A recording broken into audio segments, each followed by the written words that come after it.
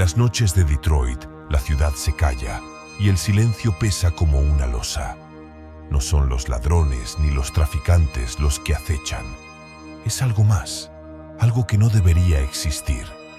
La voz de quien lo vivió aún tiembla, como atrapada en esa calle sin luz, enfrentando lo imposible. Era una noche de niebla espesa, de esas que borran el mundo. La patrulla recorría la zona este, cerca de la fábrica de autopartes abandonada, un lugar reclamado por el óxido y el olvido. Los faros cortaban la bruma como cuchillos, iluminando una calle que parecía muerta. Eran las 1:30 de la madrugada, y el cansancio pesaba en los párpados del copiloto, que cabeceaba cuando un codazo lo despertó. «Oye, despierta. ¿Viste eso?» No había visto nada, pero el tono del conductor, un veterano curtido por las calles, era un filo afilado. Entonces lo vieron. A unos metros, al borde de la calle, una tapa de alcantarilla temblaba. El metal chirriaba, como si algo desde abajo luchara por salir. Primero apareció una mano, dedos largos, huesudos, con uñas rotas y sucias. Luego otra, aferrándose al borde con una fuerza que no parecía humana. ¿Qué carajos es esa cosa? La patrulla se detuvo en seco. Los dos hombres observaban, con el corazón latiendo en los oídos, mientras una figura emergía del agujero. Se movía lenta, torpe, como si cada músculo le costara un esfuerzo imposible. Cuando estuvo afuera, la luz de la patrulla la iluminó. Era algo, un hombre, o al menos lo parecía.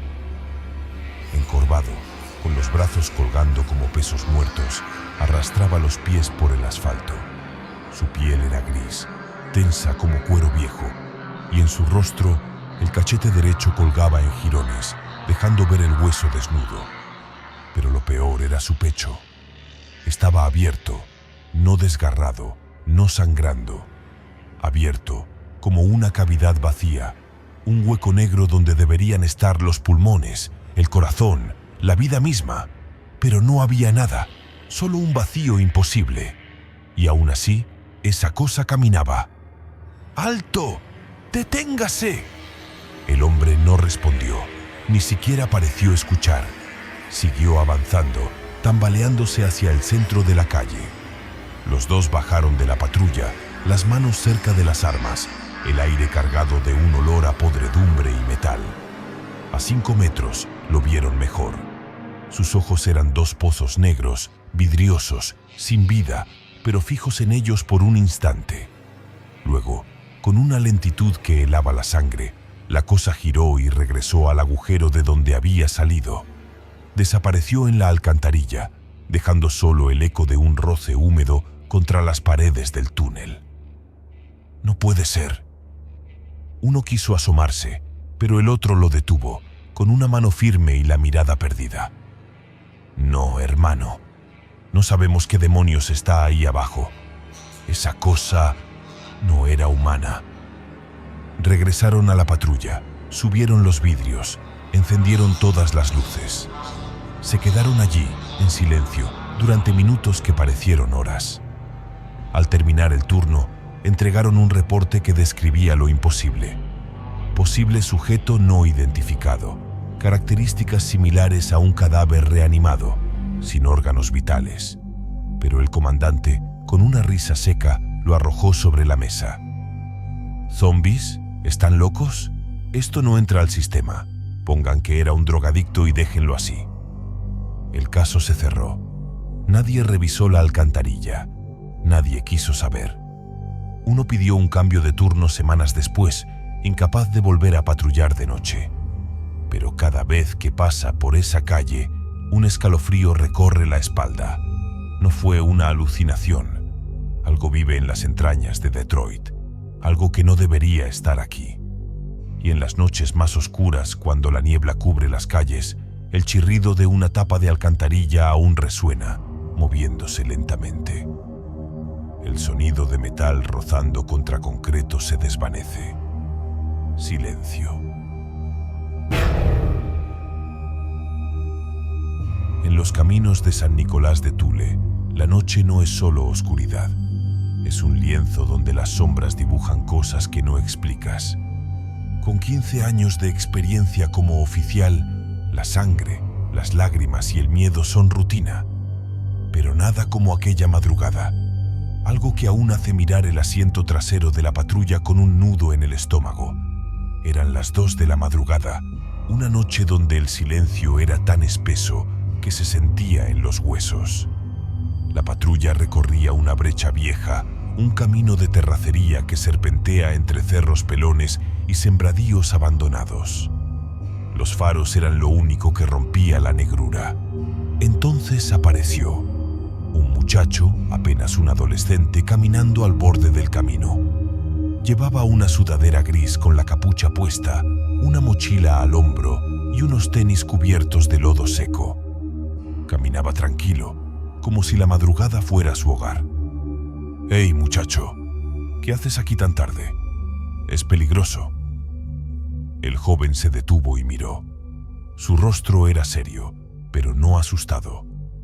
Había una calma extraña en sus ojos, como si supiera algo que no se podía decir. Dijo llamarse Roberto y que iba a su casa, cerca del cerro, donde un farol marcaba el camino. No parecía drogado ni perdido, solo fuera de lugar. Como la noche estaba tranquila, se le ofreció llevarlo. Asintió, abrió la puerta trasera de la patrulla y se subió sin decir más. El camino seguía en silencio, con un ojo en el retrovisor. Estaba allí, mirando por la ventana, con la mochila en el regazo. Hablamos un poco. Contó que había estado trabajando en la parcela de su padre, que la noche lo había atrapado. Dijo que su madre siempre dejaba un farol encendido para guiarlo. Su voz era suave, casi nostálgica. Parecía un buen chico, de esos que no dan problemas. La casa apareció. Una casita vieja, con un tejado roto y una cerca de madera a punto de colapsar. El farol en la entrada brillaba como un ojo en la oscuridad, la única luz en kilómetros. La patrulla se detuvo. «Ya llegamos, Roberto. Ten cuidado, ¿eh? Estas horas no son para andar solo». Silencio. No respondió. Se llamó de nuevo, más fuerte. Nada. Al girar, el mundo se derrumbó. El asiento trasero estaba vacío. No había nadie. Las puertas seguían con seguro, imposible que hubiera salido sin notarlo. Pero allí, en el asiento, había un montón de tierra fina, como ceniza, esparcida como si alguien la hubiera dejado caer. Con la linterna temblando en la mano, el asiento fue revisado. Solo tierra, nada más. El corazón latía como tambor. La puerta de la casa estaba cerca. Al tocar, una mujer mayor, con el cabello desgreñado y una tristeza que pesaba en sus ojos, abrió. «Disculpe, señora. Traje a un muchacho, Roberto, que dijo que esta era su casa. Pero no está. No sé cómo, pero ya no está». La mujer no se sorprendió. Bajó la mirada, suspiró y con una voz que parecía venir de otro mundo, dijo: «Es mi hijo, pero murió hace 2 años. Se perdió en el cerro. Lo encontramos demasiado tarde. Desde entonces, muchos lo ven caminando de noche. Lo traen hasta aquí, pero siempre desaparece y siempre deja esa tierra». Apoyado en la patrulla para no caer, un frío subió desde los pies. La mujer dio las gracias, como si se hubiera hecho algo noble. Pero el asiento trasero, donde la tierra seguía, era una marca sin explicación. La patrulla arrancó de vuelta, con el corazón en la garganta. Desde entonces, cada vez que ese camino aparece, el retrovisor se mira. Y a veces, solo a veces, una sombra con capucha parece caminar al borde del camino, esperando que alguien la lleve a casa. Gary, Indiana, es una ciudad atrapada en un mal sueño. Casas vacías, calles rotas, un aire que huele a olvido. Un oficial de años, apegado a la lógica y los hechos, vivió algo que lo rompió. Algo que dejó una pregunta sin respuesta. ¿Pueden los muertos hablar? Era una noche fría, con niebla pegándose a las calles como un sudario. La patrulla recorría sola, aburrida tras horas de rondas sin incidentes. Frente a una tienda cerrada, la radio crujió. Un chirrido metálico, como uñas en una pizarra, cortó el silencio. Y luego una voz. Unidad 22. Necesito ayuda. Calle 184, número 312.